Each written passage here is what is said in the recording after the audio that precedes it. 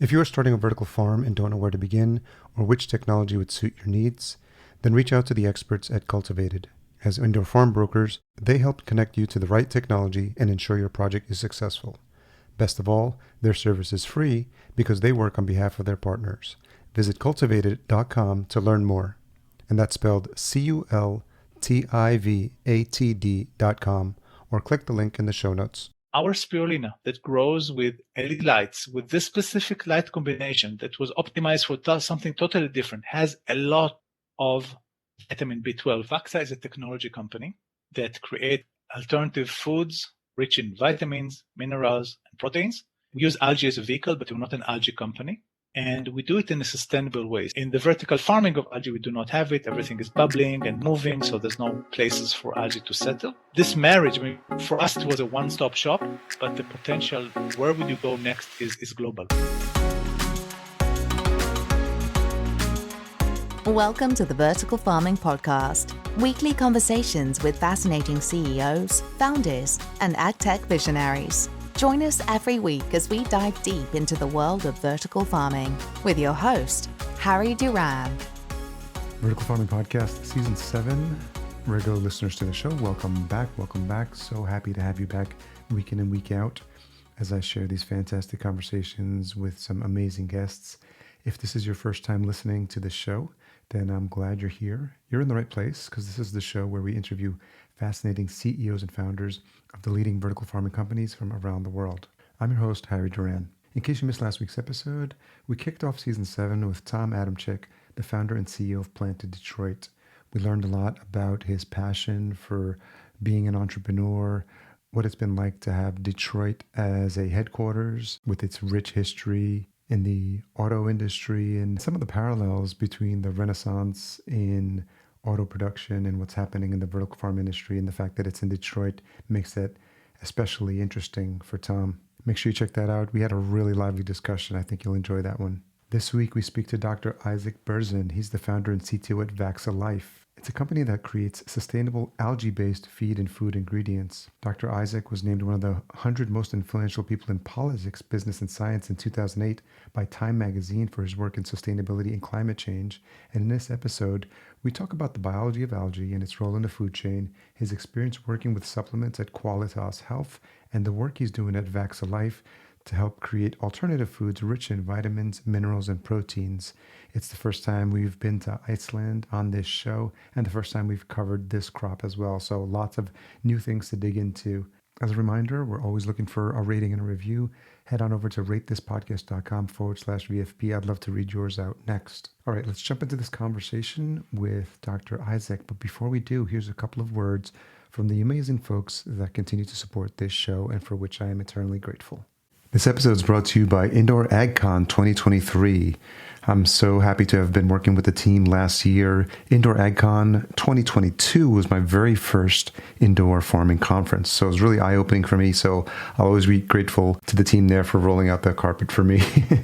And really had a good time meeting a lot of past guests and excited to join them again this year. Entering its 10th year in a row, it's the largest trade show and conference for vertical farming and CEA, and it's returning to Caesars Forum Conference Center in Las Vegas on February 27th and 28th of 2023. Once again, they'll be co-located with the National Growers Association show as well, which is a really good fit for them.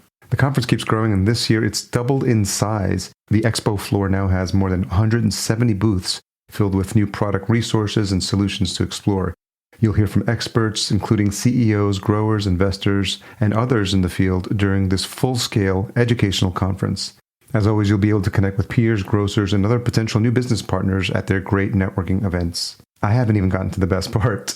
The team at Indoor AgCon has given listeners of this show 20% off their full access conference pass. All you have to do is use promo code VFP, as in Vertical Farming Podcast, and sign up at indoor.ag. See you there. If you're a regular listener to the show, you'll know that this is the space where I get to talk about some of the fantastic sponsors and supporters of this show. If you are interested in being one of those sponsors, by all means, reach out to me directly, harry@verticalfarmingpodcast.com. We've got inventory available for Season 7, and the reach of the show just continues to increase year over year. And we'd love to partner with you and get the word out about your company or service. So Isaac Berzin, founder and CTO at Vaxa Impact Nutrition. Thank you for joining me on the Vertical Farming Podcast. Pleasure to be here. Where is home for you? Very good question. So I spend my time almost equally between Iceland and Israel. So probably the Örlö are where. No, I live in Jerusalem, but I also have a home in Reykjavik, Iceland. So 50-50. And we'll get into the specifics of how you ended up in Iceland because I think it's a really interesting story. But I like the idea of telling origin stories. And, I did see your TEDx talk. I don't remember when the year was, but it was interesting because I think it's educational for a lot of people who may not understand the benefits of everything we're going to talk about in terms of, a good source for omega-3s and algae. And I think a lot of things that people just take for granted. But I'm curious, where this passion for you started. I know you've done some work with NASA on the space station, and you've also, done some work at MIT as well. Right. So I was at the time a researcher at MIT's Center for Space Research, working on a project that was supposed to cultivate different cell lines for the International Space Station. So scientists will be able to see how microgravity affects different organisms. It so happened that I fell in love with algae at that point. As you mentioned, I think there's a big gap of understanding why they're so vital to life. I tell people about algae, they think, oh, it's what the pond scum, it's like whatever, it's like removed from life, which actually the opposite is true. So, and then I was thinking, could they do anything useful on this planet? And if you think about it, Harry, we have like a schizophrenic approach to carbon. On one hand, we shout too much carbon in the atmosphere. Oh my God, climate change. On the other hand, there's not enough carbon in terms of food or things like that. So let's say, what's going on here? Is it too much or not enough? Actually, it's too much gas, carbon, CO2, not enough organic carbon, food. And what recycles carbon from being a gas to being an organic, yummy thing, it's plants. Actually, I used to tell people that everything we eat is light. Yeah, everything we eat is light. Either light firsthand from the plant that did the photosynthesis, light secondhand from the animal that eat the plant that use the light photosynthesis. But that's how nature works. Nature works by recycling carbon. It's just a part of the cycle. That's all. And we're trying to do it in an efficient way. That's a perspective that took me at the time. So prior to Vaxa, you founded Qualitas. So can you talk a little bit about your entrepreneurial journey as well? Because I think that's fascinating, and I imagine there's going to be some connections, as you move to Vaxa. But can you talk a little bit about Qualitas? Yes. So Qualitas was founded with the idea of bringing the first algae-based, photosynthetic algae-based omega-3 to the world. If you ask relatively knowledgeable people, where does omega-3 come from? They're going to tell you the fish. It's coming from the fish. And the truth is that fish do not produce omega-3s. They do not. They just accumulate, but they get it from the algae they eat up the food chain. So algae are the originator of DHA and EPA, which are the health-related omega-3s. And the fish is just the middleman. Okay. So the idea was to cut the middleman and to bring the omega-3 from the source. That was how Qualitas was founded, and the idea was to find something that would be cost effective. So we migrated into open ponds. You think what can be more cost effective than a piece of desert with just a pedal, and this is great. Reality is more complicated. In the end of the day, there are I would say 3 different aspects that you think about. Okay, one is sustainability, which is a big word, but I'm an engineer, so I need to understand the numbers. And for example, if you have an open pond, you have a very significant evaporation. And if you do the math, even if you grow marine algae, what evaporates is fresh water. So in order to maintain a certain salinity level, what do you have to put in? Fresh water. So in the end of the day, it looks like a sustainable thing, but what you have to put in is a finite resource. And then the other thing I think is, one of the challenges of agriculture is inconsistent quality, especially with the crop that you harvest every day. Every day, different temperature, different light conditions. So every day you have a different input, and that's very hard for the industry to accept. So this was kind of the learning curve that brought me to Iceland, to a different platform of both, I would say, sustainability and user experience in the end of the day, and by large companies as well. What was your biggest takeaway during the time you were at Qualitas, probably a little over 6 years? What did you learn, and what did you not know going in terms of what would be involved in running a supplement company? Yeah. So first of all, I was happy to learn that, yes, it does take some education, and it's not for vegetarian. It's a simple question. Do you want your omega-3 first hand, or you want it seventh hand from the fish that ate the algae with all the additional mercury, PCBs, whatever is in the oil? Okay. It's a very easy decision. So I think what I learned is surprisingly good way, how easy it is. Once people get it, it's oh my God, is it? Like, so why would I squeeze a dead fish? Okay, so that was an easy part. What was hard was the fact that you do not sell algae, you sell the oil, the omega-3 rich oil. So you have to get the oil out of the algae. And that's a process that you have to be very mindful of, because you want to maintain the natural quality of the oil. In this specific algae, the oil was a polar oil. What's the difference? If you take oil and water, you mix them, oil floats on the top, right? But if you take a polar oil and mix it with water, it stays in emulsion. Imagine your stomach now. If you eat oil-based thing and it floats on the top, you have fishy burps then you have no friends, right? So polar oil is a completely different user experience, highly bioavailable. You need a smaller dosage. So the user experience is superior, but you have to maintain it when you extract the oil out so you don't disrupt this chemical structure. And we made a conscious choice of using green chemistry only. So we don't use any toxic solvents, even if they're allowed by the law, like we don't use it, period. So the journey was harder than I imagined. To get something of the quality that's was not an easy job. It's okay. We with persistence and feeling that, you're doing the right thing, you can go a long way. Why was this important to you? We'll get into how you started Vaxa Life, but I'm curious about your sort of like your mindset, or, what are something that I gathered from like the energy of you during the TED Talk is like this idea of doing better for the planet. And I'm wondering like where that comes from for you. I think it's a natural thing, right? All of us are here for a period of time, and we bring something good or bring a benefit. Probably we should. So I think it's the choice of value is like pretty easy. If you can do something positive, why wouldn't you? I would say the other way around. And I was blessed to live this interface between engineering and biology for many, many years. I understand both languages. So I wanted to translate the knowledge I gained over many years to something that will needle in the world, to the positive direction. So I think we're fortunate to live in this. Think about this, okay? It took us thousands of years to go from hunter-gatherers to farmers, right? Thousands of years. But in terms of omega-3, what are we? Hunters-gatherers, right? So this is an evolutionary step. It just accelerated evolution, but it's like something we as humans, that's what we do. Okay, we use technology and we apply it to get better quality of life, better quality of products, better quality of, to be measured in sustainability matrix. So I think it's important to. Yeah, very admirable. And so I'm curious about, think about the early days towards the end of your supplement company with Qualitas.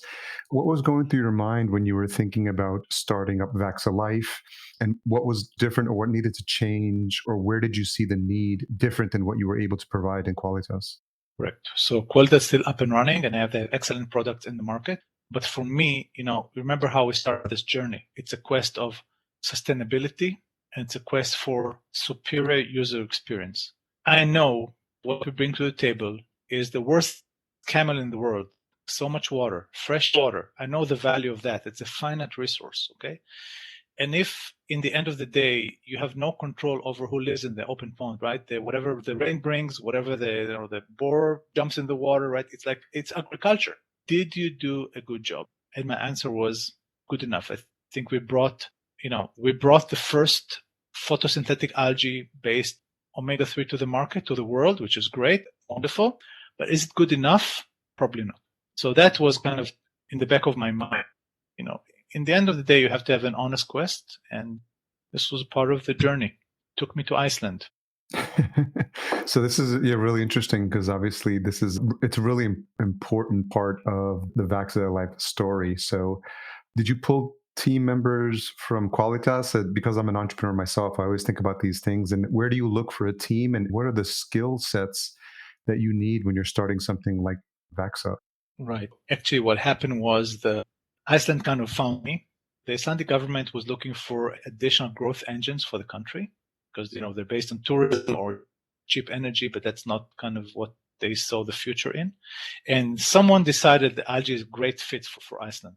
And they were calling me maybe for 2 or 3 years every month and asking me, would I just come and see Iceland because it's a great place for algae? And I was thinking to myself, 300,000 people sitting on an island with no sunlight half a year, and they want to grow algae. What a great idea. Good luck, guys, okay? Only when I see how advanced this nature is, how entrepreneurial they are, and that actually having clean energy is the way to go, because then you aren't strictly to replace sunlight, and there are many advantages coming from that. Some of them were trivial, some of them were non-trivial, but this combination of cultivating microalgae with a geothermal plant to integrating into a geothermal plant was never done before. So it sounded at the time like crazy. So I reached out to the same team that walked with me from my early MIT days, a biologist and an engineer that were free. They were my partners in all the journeys I made.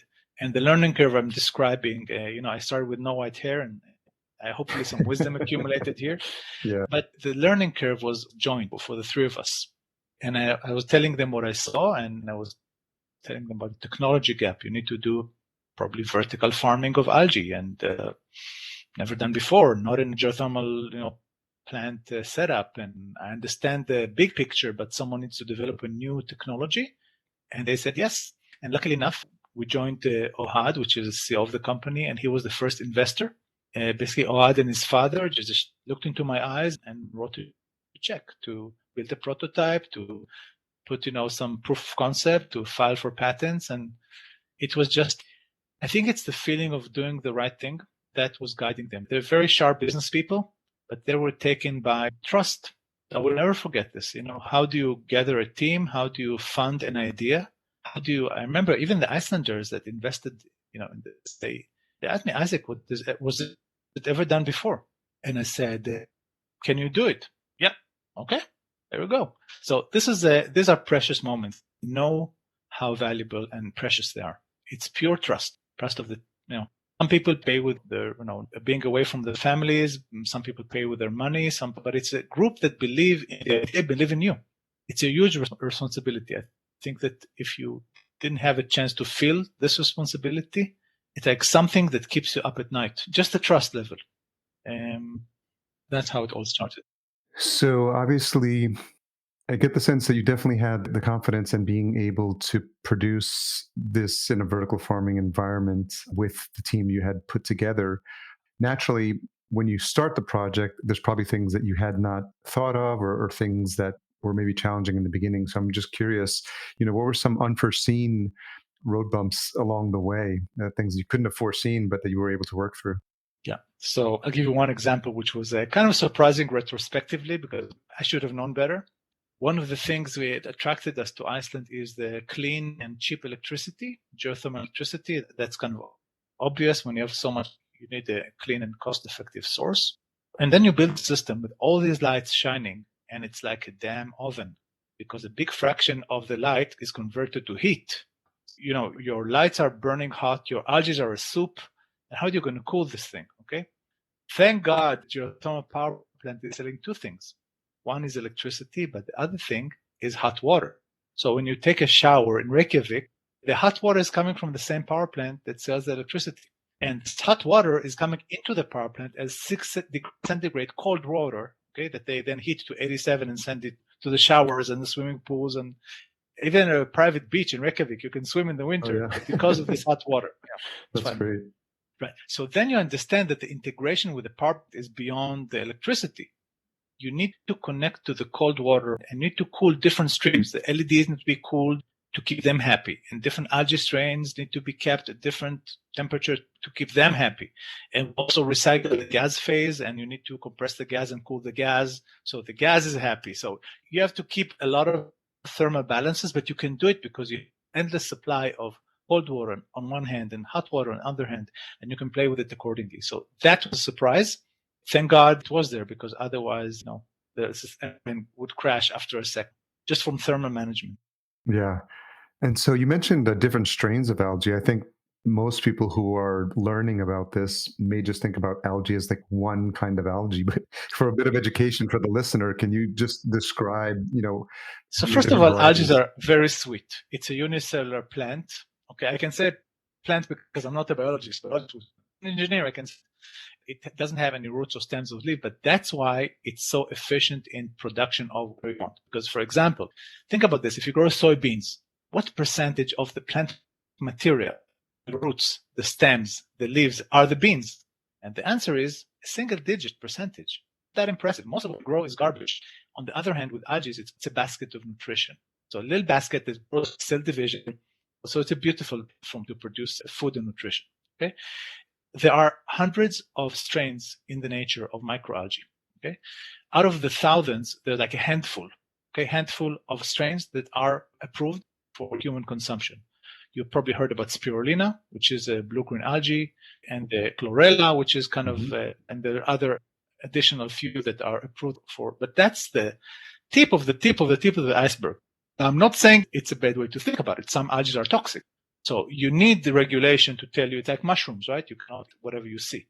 But we didn't. I think that there was a technology gap that didn't allow us to harness this, source of nutrition, which is called microalgae. So it's only the beginning, the way I see it.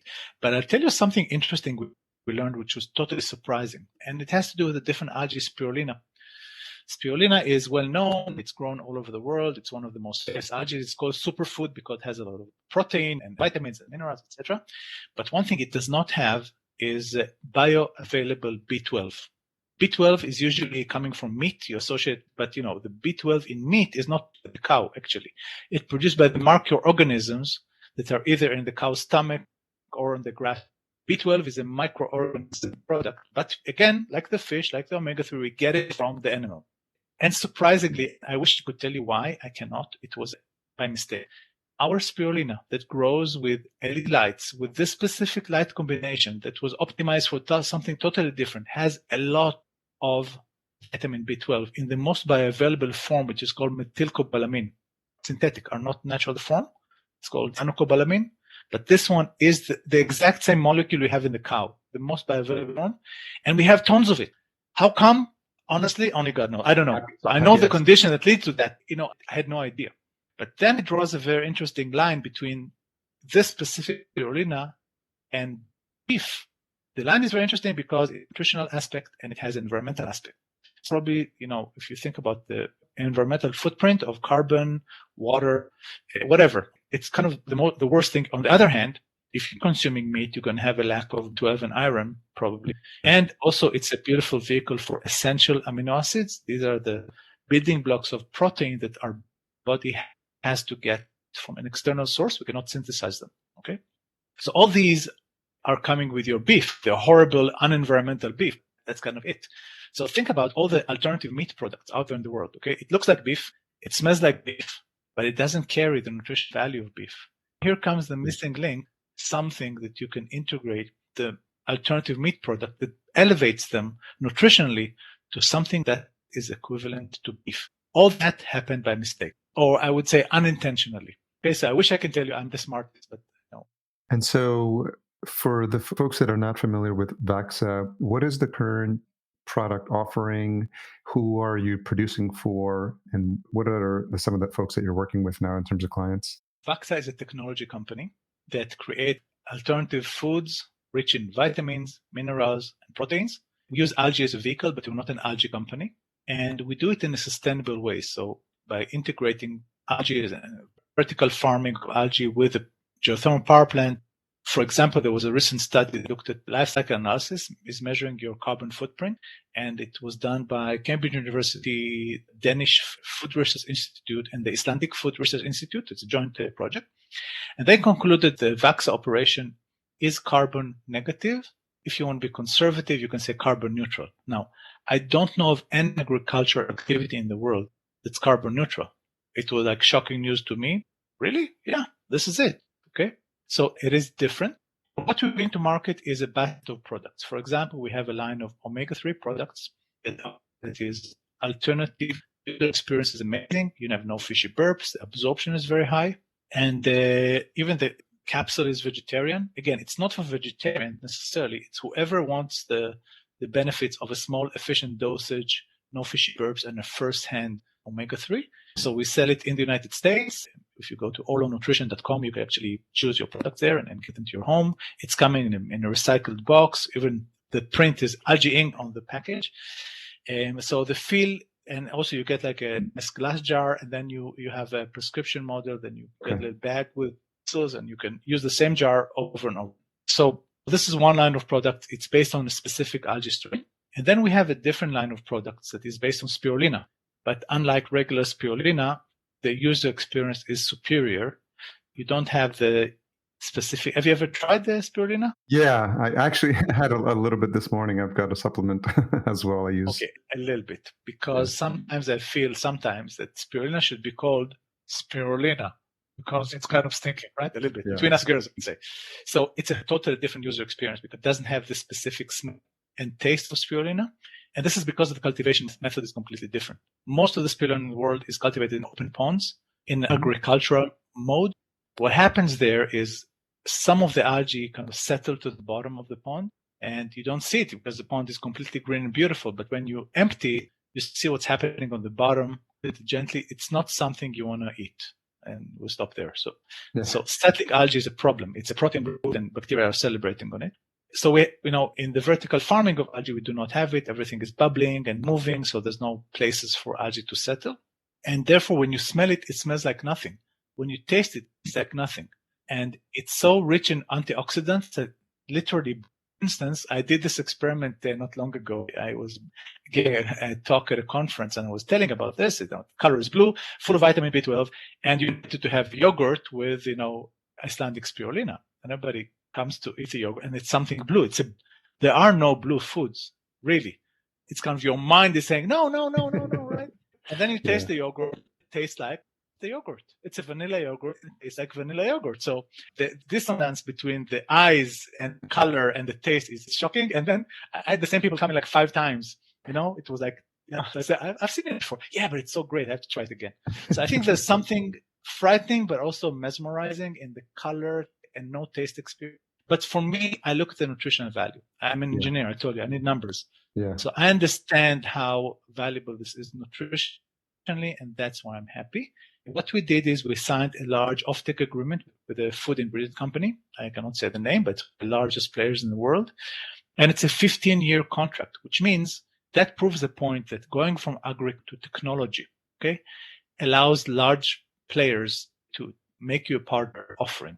Because agriculture seems to us like something you need to pray for the rain, never know what's going to happen. So no one will be committed for 15 years. But technology, that's something different. So I think it proves the point, that it's a different platform to create nutrition. And so that's on the consumer level, obviously. And, I think everything that you're doing with Örlö is really interesting because it does seem to be like the future of supplements, especially like recyclable glass containers. And I think people are really conscious of the impact on the environment. And I think when it comes down to measuring the nutritional value, people are probably comparing it to traditional omega-3s. And have you gotten feedback from folks that have tried Örlö and what the difference is? Yeah. You know what was my hardest customers? My daughters. I have 3 daughters, one is a medical doctor. She doesn't believe a word I say. She to check herself. This medical doctor, Daniela, So she said, really? That's good. Okay, so I'm going to give it a try. So what she went, did the blood test. So she cholesterol, triglycerides, all the blood works, right?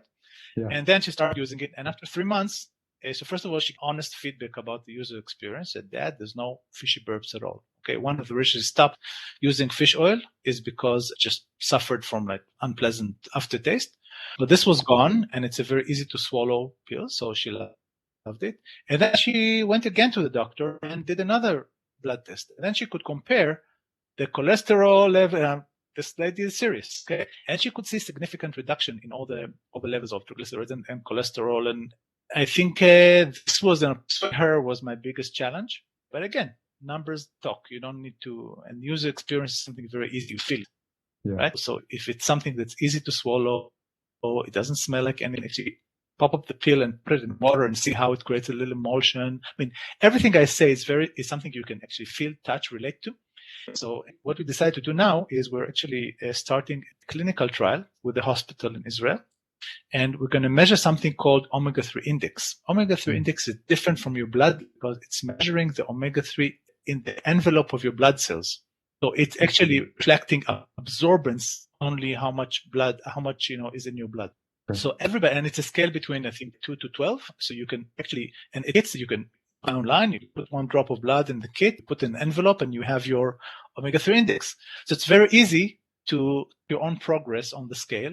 And it's very easy to know if you're doing better or not. And then it's very easy to compare between fish oil-based and algae-based omega-3, which are polar lipids. So now it's a very easy thing beyond again, I'm an engineer, I like numbers. So it'd be very easy to show, look, this was your progress. How was your user experience? And the funny thing is you don't have to pay more. Okay. So we're not asking people to pay more for the benefits of having algae from the omega-3 from the source. So, I've never met this person who would tell me, no, I prefer the omega-3 from the fish because I mercury included. I love it. Okay. I have never met this person. So I think it's not a hard sell. So for folks that have never had the experience of being in Iceland before, how much of a cultural shift was that for you? I would tell you something funny. Iceland is a lot like Israel. And it took me by surprise. I never imagined this, okay? It's a small society. They all know each other. You either played football with this thing or with a guy, or or it's your uncle, or you went to high school together. It's a very small society, very similar to Israel. Everybody knows everybody. And also they speak their mind. Okay. They're not rude or impolite, but they're very straight. Like there's no, oh, great, interesting. Let's see you next time. None of that. Okay. They're going, no, good idea. Don't talk to me about this anymore. Okay. And for me, an Israeli, I feel at home because I know what's going on. And, and no is a good answer. The second best answer is no. So I'm okay. It's fine.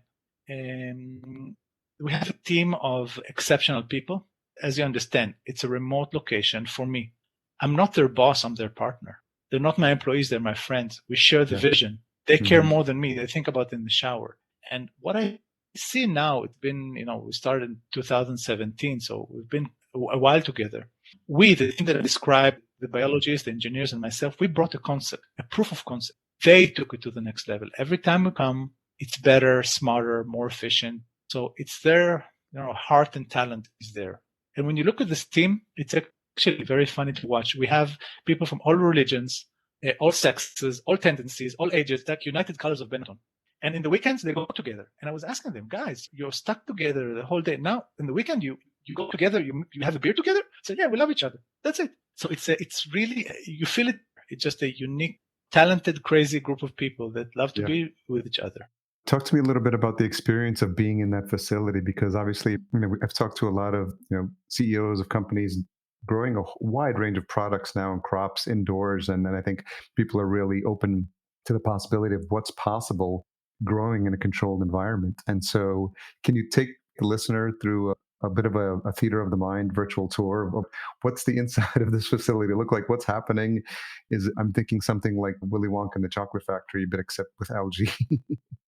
It's not far than that. And just because it's so amazing and mesmerizing, we're actually building a visiting center in which you will be able to go in, have this crazy psychedelic experience of like this algae growing. And then you're going to go out to a restaurant and you're going to have your pizza with algae in the dough and a blue on top. And you have the gin and tonic with the, blue gin and tonic and all of that. So you're going to have a full experience. So we're working on it. Hopefully it will be up and running next year. But yeah, so if you, from the outside, it looks like a regular building. There's no windows, it's kind of closed. Then when you go in, you see something that's about more than 7 meters high. It's a collection of panels. Each panel is like a door. It's 5 centimeters thick, but it's like 2.5 meters high and 2.5 meters wide.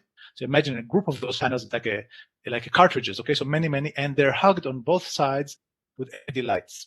So it's like a big box with many cartridges and LED lights between them, and CO2 enriched air is bubbling in the bottom of these boxes. So you have bubbles. So the sound of bubbles, you see bubbles kind of running around. The color is red and blue. So it's like purple. So it's crazy purple color to the bubbles. The magnitude is huge. You have to go, basically we take people inside this. Okay, you can go in. We have a corridor that you can go in this thing, and it looks like out of this world. I cannot even explain. It's something you have to experience. And even for me, I've been there 100 times, 200 times. Every time I go there, it takes me by surprise. It's so beautiful, It's just something that really I can't explain. I think you have to experience it. It's and it gives you a feeling of something very futuristic, something that out of this world, something you see in movies maybe, but it's real, it's working, and it's producing awesome nutrition. It's pretty cool. What are the opportunities for you if you think about, looking forward? I'm sure you have a product roadmap. I'm sure you have a vision for where you want this to go. And are there other opportunities that you have through Vaxa that are currently in the works that may not have been on your radar when you first started, but now that you have the facility up and running, what do you see as the future potential? Right. So I would divide into two things. I would say one thing is we have people coming to us with all kind of algae strains that were actually approved for human nutrition and want to use this facility to cultivate them. As I said, it's a technology company. We just dial in the temperature, the pH, whatever, and then that's what the system can do. So we can keep many algae strains happy.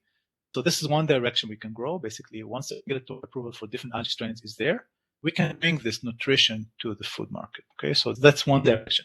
A second direction is people that were asking about, can you only do it in Iceland, or can you only do it in this specific plant? And the answer is no. If you think about what I told you today, is actually you need electricity, right? Which you can get from the grid, right? You don't have to be physically at a power plant. You can get it from the grid as long as it's produced by, clean energy producer, wind, wave energy, solar energy, hydroelectric, whatever. Then you just buy those clean electrons from the grid and be remote. And then you need cold water. As I said, it's a big oven you need to cool. The water could be ocean water. The water could be big river water. The water, underground water. There are many water sources you could use. So this marriage, for us, it was a one-stop shop, but the potential, where would you go next, is global. So these are the two things I see. It's a technology rollout and it's an algae strains rollout. And you need to find the uniqueness about the algae, right? You need to find something that algae do better than other, I don't think can, compete with like staple crops, with corn, with soy. These are huge magnitude, very cheap products. I think you have to find what's unique. It has to do with vitamins, minerals, antioxidants, essential amino acids, essential fatty acids. These are the direction I think that, this technology can create the nutritional value of kind of baseline foods. I imagine over the course of the years, you've become somewhat of an algae expert and connoisseur now.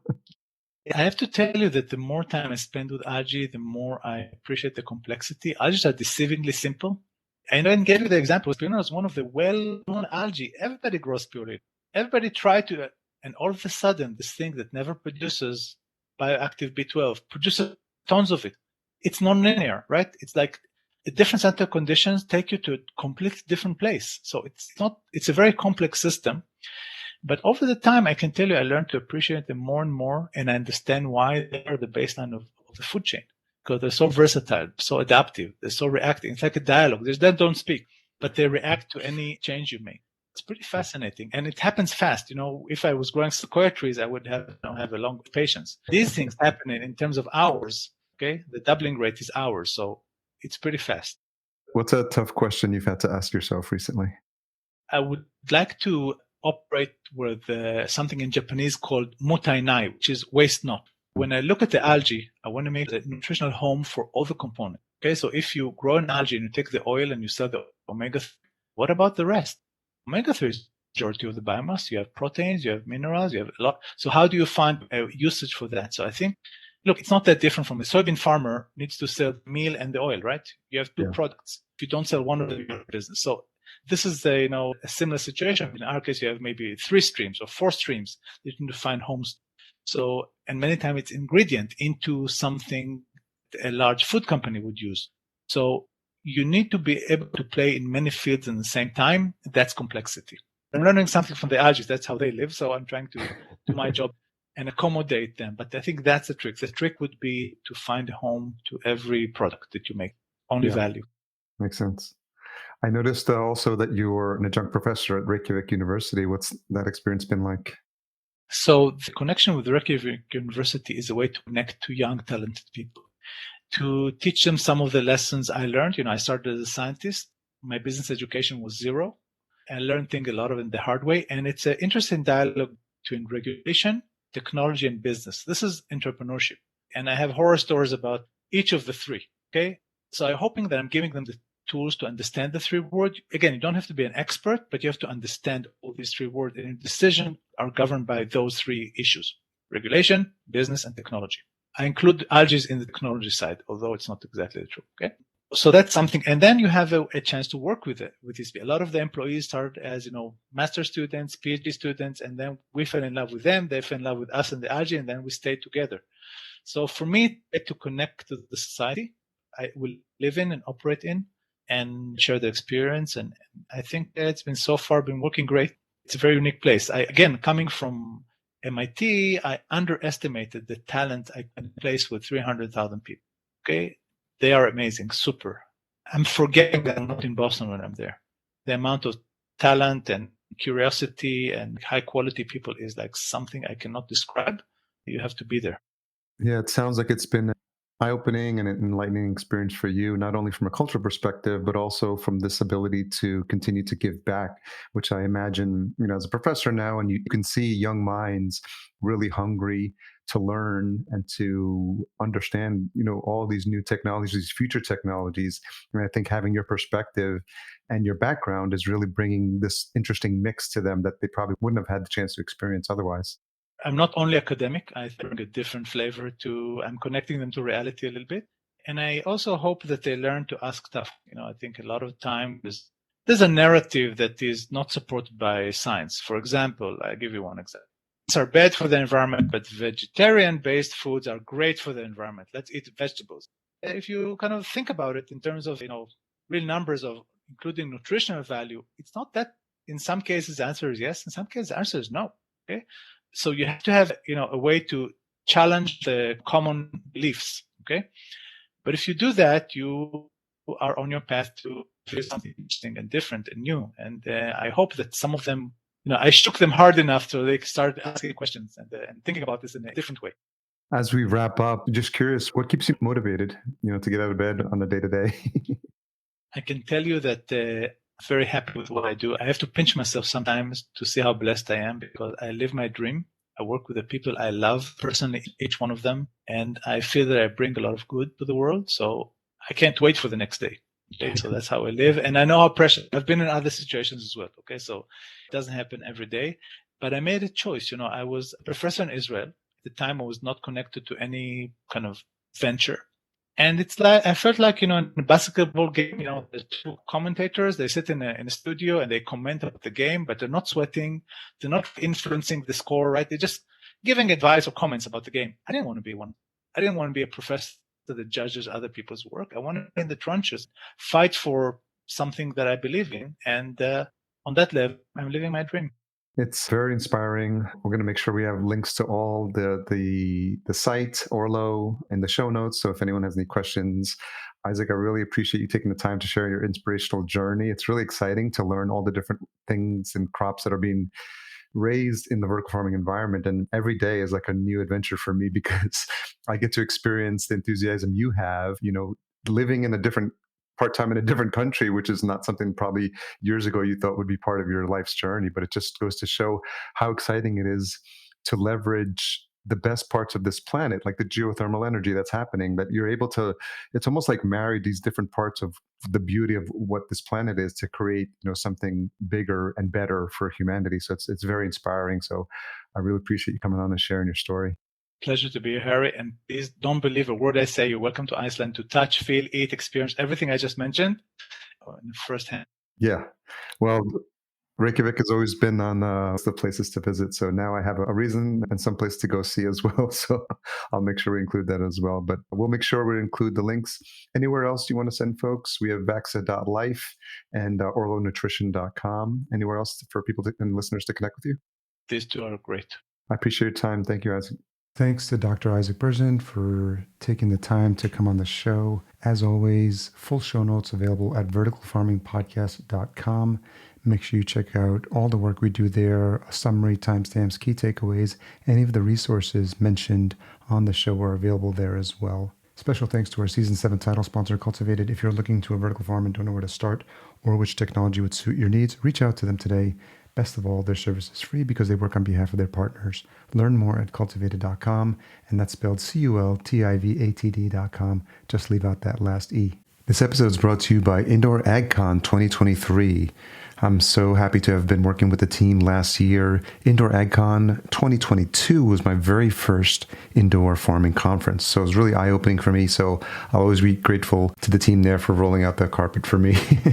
And really had a good time meeting a lot of past guests and excited to join them again this year. Entering its 10th year in a row, it's the largest trade show and conference for vertical farming and CEA, and it's returning to Caesars Forum Conference Center in Las Vegas on February 27th and 28th of 2023. Once again, they'll be co-located with the National Growers Association show as well, which is a really good fit for them. The conference keeps growing, and this year it's doubled in size. The expo floor now has more than 170 booths filled with new product resources and solutions to explore. You'll hear from experts, including CEOs, growers, investors, and others in the field during this full-scale educational conference. As always, you'll be able to connect with peers, grocers, and other potential new business partners at their great networking events. I haven't even gotten to the best part. The team at Indoor AgCon has given listeners of this show 20% off their full access conference pass. All you have to do is use promo code VFP, as in Vertical Farming Podcast, and sign up at indoor.ag. See you there. Podcast production and marketing provided by Fullcast. Learn more at fullcast.co. As a reminder, if you're enjoying this show, please leave us a rating and a review at ratethispodcast.com/VFP. We'll be sure to read those out on future episodes. Tune in next week for our conversation with another fascinating leader from the world of vertical farming. It's Tim Haid, CEO of Scale Microgrids. Until we meet again, here's to your health. Thanks for listening. To read the full show notes for this episode, which includes any links mentioned in the episode, as well as a full show transcription, visit verticalfarmingpodcast.com. There, you can sign up for our email list to be notified when new episodes are published.